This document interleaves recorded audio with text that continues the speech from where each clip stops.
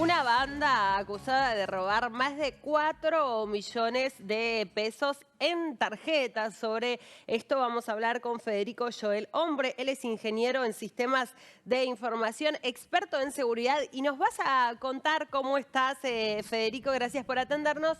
¿Cómo sucedió esto, no? Esta banda que es conocida como la banda del guante blanco. ¿Qué tal? ¿Cómo estás? ¿Todo bien? Un Bien, gusto bien. estar aquí con vos. Mirá, la verdad que es un ataque súper antiguo, tiene muchísimos años esto, casi tantos como las tarjetas. Lo que pasa es que últimamente lo estamos viendo un poco más seguido por cómo se va expandiendo, ¿no? La cantidad de gente que se bancariza, cada vez hay más inmigrantes digitales en el sector bancario. La pandemia contribuyó a esto, obviamente, todos los jubilados que tuvieron que, para poder sacar los saberes jubilatorios, hacer la tarjeta y demás. Entonces, hay cada vez más gente que está en el sistema bancario, lo que hace que suba la cantidad de ataques. ¿Cómo fue este Lo- caso en particular? ¿Cómo operaba esta banda? Te cuento cómo funcionan. Mirá, lo que pasa ahí es, lo que hace el delincuente es ir a una sucursal del Banelco en un horario que no haya nadie Hmm. e instala en el Banelco dos dispositivos. Un dispositivo que se llama skimmer, que básicamente lo que hace es leer los datos de la tarjeta, de la banda magnética que tiene la tarjeta, y el segundo es una cámara, ¿no? Que la ponen o sobre los costados o sobre la parte de arriba de los Banelcos para poder leer el código que vos estás discando. Nuestra tarjeta tiene dos factores de seguridad. Uno que es algo físico que tenemos, que es la tarjeta, y el segundo que es el código que escribimos. Una vez que leen las dos cosas, con eso pueden ir en otro horario a otro cajero y extraer directamente todo de nuestra caja. Claro, claro. Bueno, todos, digo, simplificándolo tanto como vos lo haces, todos estamos, somos totalmente susceptibles a que nos pase, ¿no? Porque si bien tal vez cada vez se utiliza menos el efectivo, para algunas cosas en particular uno lo necesita, ¿no? Totalmente, totalmente. Pero la parte importante para que no seamos tan susceptibles como vos decís es que nos capacitemos, ¿no? Que aprendamos a identificar estas pequeñas cosas y que no caigamos en ese tipo de estafas. Hmm. La clave ahí es estar atento cuando vamos al cajero y tratar de buscar estos pequeños detalles, tratar de mover el plástico verde en el que ingresamos la tarjeta, tratar de fijarse que no haya ninguna cosa que no pertenezca al cajero per se. Y si no, la forma más fácil siempre es poner la mano arriba. Al momento de escribir los números, taparlos con la mano y de esa manera ya nos evitamos que tengan uno de los dos factores. Claro. En este caso, ¿quién se hace responsable, por ejemplo, del robo de dinero? ¿El banco o como vos decías, porque incluso conversábamos aquí con un experto también en el tema que decía que muchas veces si nosotros damos los datos en el tipo, todos los tipos de estafas virtuales que hay, y un poco somos responsables, ¿no? Que cuando adherimos a alguno de estos servicios, adherimos también, ¿no? A ese tipo de cosas. ¿Qué pasa en este caso en particular? No, sin duda hay una responsabilidad compartida. A ver, en este caso el ataque que se está haciendo contra la persona, no contra la entidad bancaria, ¿verdad? Ahí después queda un tema legal por atrás, que es el que termina definiendo quién se responsabiliza por esto. Pero la real responsabilidad quizás de las entidades no es cubrir este tipo de ataques, sino darle las herramientas a la gente para que no caiga. Y yo creo que últimamente hay muchas entidades que lo están haciendo muy bien, con campañas de publicidad, con campañas de propaganda, donde están tratando de explicar este tipo de casos y ayudarte a que no caigas en ataques de phishing, en ataques de ingeniería social.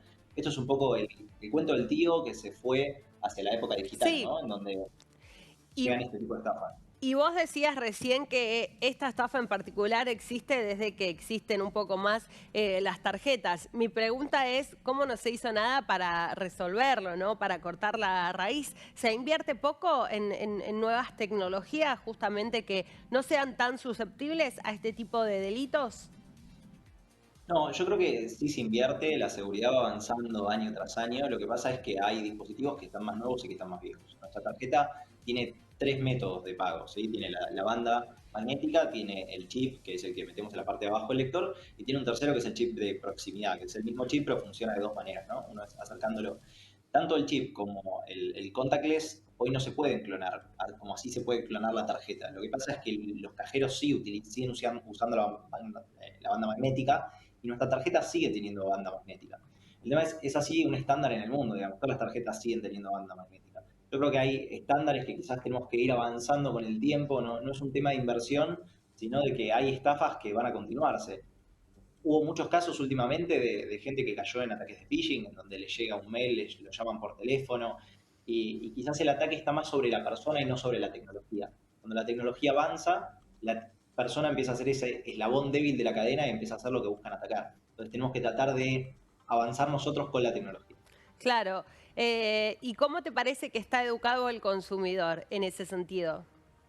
Bueno, yo creo que quizás ahí sí hay una deuda hoy en día. Hay una deuda grande porque a ver, el consumidor normal fue cambiando con el tiempo, ¿verdad? Primero las personas eran simplemente los que ya éramos digitales, que nacimos digitales, y hoy en día se digitalizó mucha gente que venía de un mundo físico, y esas personas hay que entrenarlas de otra manera, hay que capacitarlas de otra manera, y creo que estamos transcurriendo ese proceso, pero todavía no sucede. Hoy todavía mi mamá mira el candadito verde en una página para saber si es real o no, y eso no funciona de esa manera. Entonces, tenemos que volver a aprender, tenemos que volver a capacitarnos todo el tiempo porque la tecnología avanza constantemente. ¿Cómo se llevaría a cabo esa capacitación? Pienso también de que tal vez, debería orientarse a una política pública porque, bueno, como lo decías, hoy en día todos en mayor o menor medida somos consumidores, ¿no? de esto. Entonces, digo, ¿quién lo termina regulando? Si tal vez todos nos podemos ver dañados por un delito en particular. Coincido totalmente con vos. Creo que hay dos patas ahí. La primera es las entidades financieras bancarias ya están haciendo este trabajo de tratar de capacitar a sus usuarios, ¿verdad? Y por otro lado, creo que podría haber una política pública en donde desde el Estado capaciten a la gente para no caer en este tipo de estafas. Estaría muy bien visto, creo que ayudaría mucho al conjunto de la gente a que no caigamos en estas cosas. ¿Qué tan lejos estamos de eso? Creo que hoy estamos lejos recién. Hoy en día las empresas están capacitando mucho mejor para el lado de adentro. Obviamente eso colabora porque tanto cuando capacitan para el lado de adentro, la mayoría trabajamos en alguna institución, entonces recibimos sin querer, digamos, ese tipo de capacitaciones, pero para poder extenderla a todo el mundo se vuelve complicado. Sí. El método NFC como método de pago, ¿qué te parece? Bueno, a diferencia de la banda magnética, eso ya no se puede clonar. Hoy en día hay muchos lugares que sí, lo que pasa es que cuando pagas con NFC no te piden el documento, dado que no es requerido, lo cual está muy bueno desde el punto de vista de la comodidad, pero también es cierto que si vos perdés tu tarjeta, alguien más la va a poder usar sin tener tu documento hasta que la recuperes. Eso le suma un pelín de complejidad, ¿no? Porque tenés que acordarte de si perdiste la tarjeta, darla de baja bien rápido, cosa que no te estén Claro. vaciando la. ¿Cuál es? Claro, sí, es Sí. más segura per se, tecnológicamente, pero bueno, es susceptible a este tipo de problemas cuando lo perdés. Y el método más seguro de todos, ¿no? Para realizar una operación. ¿Cuál te parece que es o qué recomendaciones nos darías? No, a ver, no creo que no hay un método infalible. O sea, esto es una carrera del gato y del ratón, ¿verdad? O sea, Sí. siempre uno está corriendo atrás del otro y nosotros, los que hacemos seguridad defensiva, siempre estamos corriendo atrás de quienes están tratando de hacer daño. Nosotros lo que tenemos que tratar de hacer como usuarios es estar prevenidos. Como en todos los casos, siempre que avanzó la tecnología, el día que pusieron los teléfonos hubo estafas telefónicas, el día que pusieron internet hubo estafas por internet. Hoy en día se están dando este tipo de estafas con la fintech, con las bancarios y demás. Lo que tenemos que tratar es de estar atentos. No importa si pagamos con chip, con banda o con contactless. Obviamente el chip y el contactless son un poco, el MPCs y el contactless son un poco más seguros y no permiten ciertos ataques, pero igualmente tenemos que estar atentos porque hay otros que sí permiten. Más avanzados, más complejos, pero tenemos que estar atentos de todas maneras. Federico, muchas gracias. No, muchas gracias a vos. Hasta luego. Federico Joel, hombre, ingeniero en sistemas, hablando, ¿no? A partir de este caso en particular, un poco lo que pasa, ¿no? Con la seguridad informática en Argentina.